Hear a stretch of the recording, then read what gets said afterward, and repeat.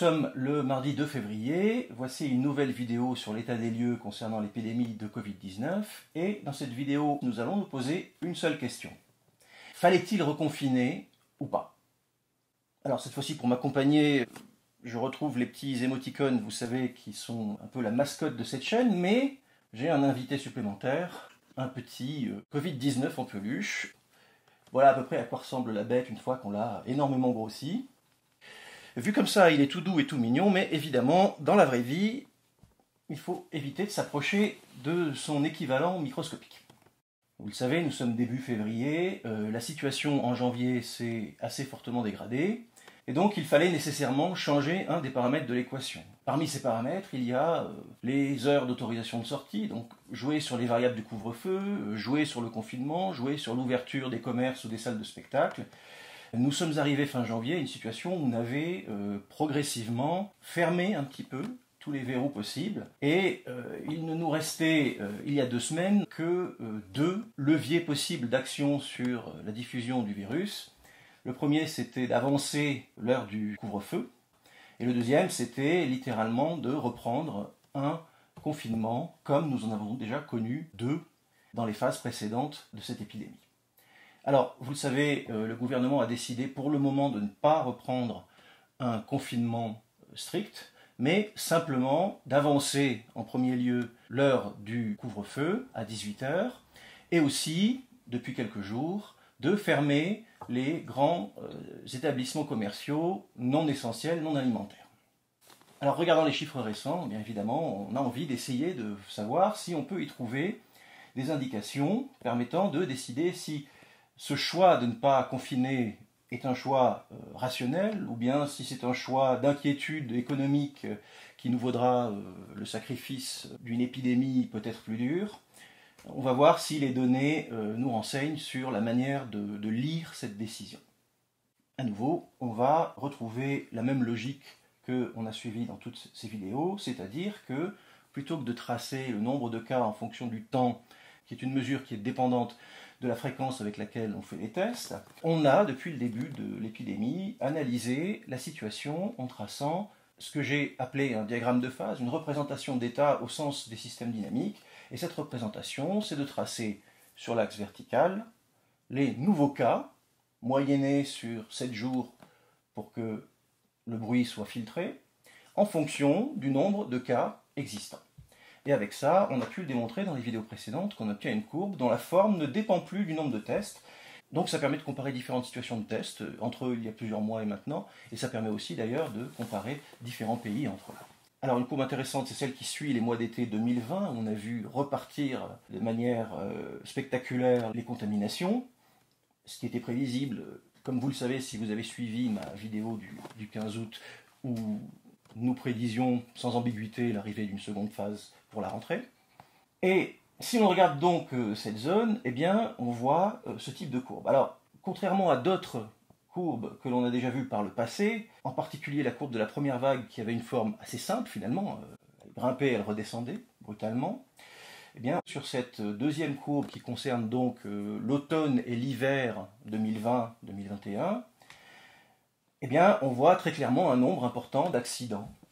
Et ce nombre important d'accidents, évidemment, vous savez à quoi il est dû. Il est dû à une dynamique sociale qui a été très fluctuante. Entre début septembre, où plus ou moins personne ne faisait attention, et les mois que nous avons suivis, où ont alterné des confinements, des couvre-feux à diverses heures, des fermetures plus ou moins variables d'établissements commerciaux, eh bien, il est évident qu'en changeant les paramètres comme ceci, presque de semaine en semaine, on allait nécessairement avoir une courbe très bruitée. Alors évidemment, c'est un problème, parce qu'une courbe bruitée, c'est plus difficile à lire et à comprendre, et surtout, c'est plus difficile d'y retrouver la corrélation entre quelle décision a donné quel résultat. Cependant, si vous avez pu observer en détail la courbe de la dernière vidéo que j'ai postée courant décembre, vous aurez pu remarquer qu'on avait fait une hypothèse qui semblait assez solide en tout cas, c'était que d'après la corrélation existante entre les décisions sociales prises par le gouvernement et l'évolution de la courbe, il nous semblait que le temps caractéristique d'effet d'une décision prise sur la mesure de l'épidémie, via les tests, que ce temps était de 8 jours. Cela signifiait que si vous preniez une décision concernant par exemple un couvre-feu, eh bien, si vous vouliez espérer voir des effets sur ce couvre-feu, c'était 8 jours après que la courbe des cas commencerait à sentir ces effets-là. Pourquoi 8 jours? C'est le temps évidemment que les contaminations soient affectées par la nouvelle mesure, que les gens contaminés se fassent tester et que ces tests-là soient comptabilisés par l'Agence nationale de santé. 8 jours, c'est un très bon résultat, puisque vous vous en souviendrez peut-être, lorsque nous parlions cet été et au printemps dernier de ce fameux délai entre les mesures prises et l'effet sur les courbes, eh bien, on considérait à l'époque un délai de 16 jours. Passer de 16 jours à 8 jours, ça veut dire que réellement, à la fois les systèmes qui gèrent les statistiques médicales et puis la chaîne finalement de mesures et de tests pour caractériser qui est malade et qui ne l'est pas, tout ce système, tout ce grand système logistique s'est mis en place de manière très très efficace, au point qu'à une semaine près, on peut avoir une mesure directe de l'effet des mesures sociales prises, ce qui est à nouveau un très bon résultat.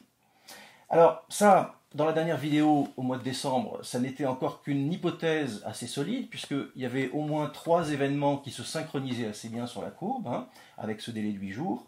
Aujourd'hui, on peut quasiment dire que c'est un délai qui est démontré comme étant le bon, parce que, comme vous allez le voir, il y a un nombre très important d'événements qui successivement se synchronisent très bien avec les différents accidents de la courbe, si l'on compte 8 jours de décalage entre la prise d'une mesure et son effet sur le nombre de cas détectés.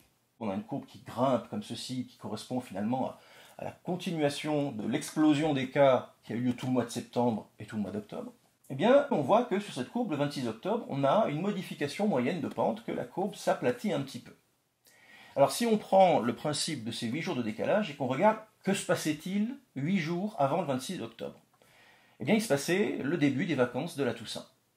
Et, en parallèle de ces vacances de Toussaint, un premier couvre-feu. Donc ce que l'on voit dans cette tranche de courbe ici, c'est en réalité l'effet cumulé des vacances et du couvre-feu. Ce qui d'ailleurs est une difficulté supplémentaire pour évaluer la pertinence des décisions de couvre-feu, puisque hors vacances, il n'est pas évident que l'effet soit aussi notable. Et en recouvrement avec la fin de ces vacances, si vous vous en souvenez, le gouvernement, continuant à voir le nombre de cas augmenter, a pris la décision de revenir vers un confinement, le fameux confinement débutant au mois de novembre et durant l'essentiel de ce mois-là. Ce que l'on voit exactement 8 jours après le début du mois de novembre, eh bien sur cette courbe, vous le voyez, c'est une décroissance brutale du nombre de cas, avec quelques chaos par-ci par-là, mais qui nous amène à un taux de nouvelles contaminations extrêmement bas. Donc là, il ne fait aucun doute qu'on voit la signature claire ici du confinement sur la réduction de la diffusion de l'épidémie. Et puis, le confinement cesse, la dynamique sociale reprend son cours, tout cela nous amène à la toute fin du mois de novembre, et qu'est-ce que l'on voit dans la première semaine de décembre, c'est-à-dire 8 jours après la fin du confinement? Eh bien, une remontée brutale, à nouveau, de cette même courbe, à peu près à la même vitesse qu'avant le confinement, ce qui nous montrait que le confinement nous a permis de récupérer un certain nombre finalement de marge sur la saturation hospitalière, donc ça a permis de délester un petit peu les hôpitaux, mais évidemment, dès la fin du confinement, le même taux de remplissage est réapparu avec les mêmes problèmes. Et dernier accident sur la courbe que l'on peut voir, eh bien, dans cette remontée, il y a un petit creux, mais très très modeste, qui ensuite repart tout aussi bien. Cette phase de creux, elle dure exactement 15 jours, et elle est située exactement 8 jours après la fenêtre des vacances de Noël et du Nouvel An. Donc, si maintenant on traduit toutes les dates qui sont sur cette courbe par l'événement associé 8 jours avant, et que l'on met quelques couleurs nous permettant d'identifier les périodes de vacances, les périodes de confinement, voilà ce qu'on obtient. Si maintenant on regarde cette courbe avec ses zones de couleurs et ses décisions décalées de 8 jours, bien, la première chose qu'on peut dire, c'est qu'effectivement, on voit l'effet des vacances, clairement, et on voit aussi l'effet du couvre-feu, c'est-à-dire que les 2 couvre-feux qui ont été décidés par le gouvernement ont été pris à chaque fois, plus ou moins au début d'une période de vacances, et l'effet cumulé de ces vacances et du couvre-feu, à chaque fois, dans les 2 fois, a été une réduction du nombre de nouveaux cas pendant la période concernée. Sauf que dans les deux fois, cette réduction du nombre de nouveaux cas n'a clairement été pas suffisante pour renverser la tendance et faire chuter la courbe. Alors, reprenons cette même courbe, mais regardons-la cette fois-ci de loin, de manière plus simple, sans faire les soustractions des cas guéris comme je l'ai expliqué dans les vidéos précédentes. Regardons simplement la courbe globale, une courbe donc très simple, on fait la somme de tous les cas depuis le début, mais on la trace à nouveau dans la même logique, avec chaque point correspondant à une journée où on calcule les nouveaux cas, ce jour-là, en fonction du nombre de cas. Et évidemment, à nouveau, on applique la même moyenne glissante de 7 jours pour que le bruit ne domine pas complètement le signal. Et ce qu'on voit là, c'est finalement l'historique de cette épidémie depuis le mois de février en France. Des premiers cas jusqu'à la situation actuelle. Et à nouveau, avec les mêmes codes de couleur que ceux de la courbe de tout à l'heure, eh bien, j'ai identifié les zones correspondant en orange aux deux phases de confinement que nous avons connues, et en bleu aux phases de vacances, parfois associées ou pas à des phases de couvre-feu. Eh bien, vous voyez que, autrement que par des petites fluctuations, les seules phases où la courbe a vraiment été descendante sur une grande amplitude, ce sont les deux phases de confinement. Entre-temps, il y a eu des vacances, comme les vacances d'été, il y a eu différentes configurations depuis la rentrée de septembre, il y a eu, avant le second confinement, des vacances sous couvre-feu, puis les vacances de Noël, elles aussi sous couvre-feu, qui sont représentées là aussi sur cette courbe. Dans aucun des cas, ce type de configuration n'a suffi à résoudre la croissance du nombre de contaminations. Alors attention, dans aucun de ces cas, ça n'a réussi à diminuer la croissance, mais pour les deux épisodes de vacances de l'automne et de l'hiver qui ont été associés à des couvre-feux, on a vu tout de même un effet net de ralentissement. Donc, il serait faux de dire que le couvre-feu n'a pas été efficace. Le couvre-feu a eu une efficacité mesurable, hélas, absolument pas comparable, jusqu'à maintenant, à un confinement. Alors, une fois que j'ai dit ça, on a presque l'impression que j'ai répondu à la question, par la positive. Fallait-il confiner On a l'impression que oui, il aurait mieux valu confiner. On va regarder plus en détail le bout extrême de la courbe, et ce qu'on va y voir va nous permettre de comprendre, je pense, les raisons derrière la décision gouvernementale. À nouveau, reprenons cette courbe plus fine que la précédente. Nous sommes en train de regarder ce qui se passe depuis la rentrée des vacances de Noël, depuis le début janvier. Et depuis début janvier, eh bien, ce qu'on voit clairement, c'est une phase croissante, comme avant les vacances. La rentrée de Noël venait de se faire, et à nouveau, le nombre de contaminations augmentait jusqu'à ce que l'engorgement hospitalier recommence à menacer. Eh bien, tout cela nous amène mi-janvier, moment auquel, devant l'augmentation du nombre de cas, malgré un couvre-feu fixé à 20 heures, le gouvernement a pris la décision d'avancer l'heure du couvre-feu, de durcir le couvre-feu, pour le faire démarrer à 18 heures. Et l'avantage, c'est que nous sommes début février, 15 jours à peu près ont passé depuis cette décision, et si l'on prend en compte le délai de 8 jours, cela veut dire que depuis une semaine ou un peu plus, ce que l'on voit dans l'évolution de l'épidémie, c'est ce qui s'est passé dans la première semaine qui a suivi l'avancement de l'heure du couvre-feu. Donc on voit normalement, directement, sur cette courbe, une semaine, entre guillemets, d'effet du couvre-feu à 18 heures. Et qu'est-ce que cette observation nous dit ? Eh bien, elle nous dit que, après une croissance, certes un peu ralentie par le couvre-feu à 20 heures, mais tout de même non interrompue, eh bien, après cette croissance, le passage du couvre-feu à 18 heures a provoqué immédiatement une stabilisation du nombre de contaminations. Cela ne veut pas dire que le nombre de cas diminue, bien entendu, il continue à grimper, mais cela signifie simplement que, même si le nombre de cas grimpe, chaque jour en moyenne, on a le même flux de nouveaux cas. Et ça, évidemment, c'est très intéressant parce que ça veut dire que si autant de personnes sortent de l'hôpital chaque jour qu'il y en a de nouvelles qui rentrent, les personnes sortant ayant été plusieurs semaines, voire plusieurs mois à l'hôpital, bien sûr, mais si le flux de sortie est le même que le flux d'entrée, eh bien, on ne sature pas les hôpitaux, on arrive à gérer un nombre de patients et un taux d'occupation constant.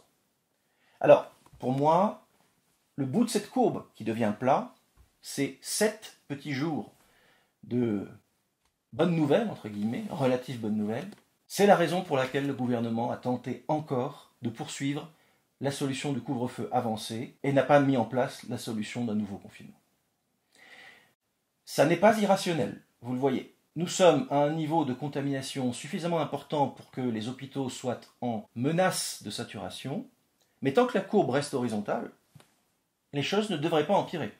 Nous sommes peut-être dans une configuration où, avec un couvre-feu à 18h, et on verra dès la semaine prochaine l'effet supplémentaire rajouté depuis de la fermeture de certains commerces, nous sommes peut-être, avec ces mesures, dans une situation où on va parvenir à subtilement réguler l'épidémie, sans pour autant paralyser complètement l'économie et l'éducation.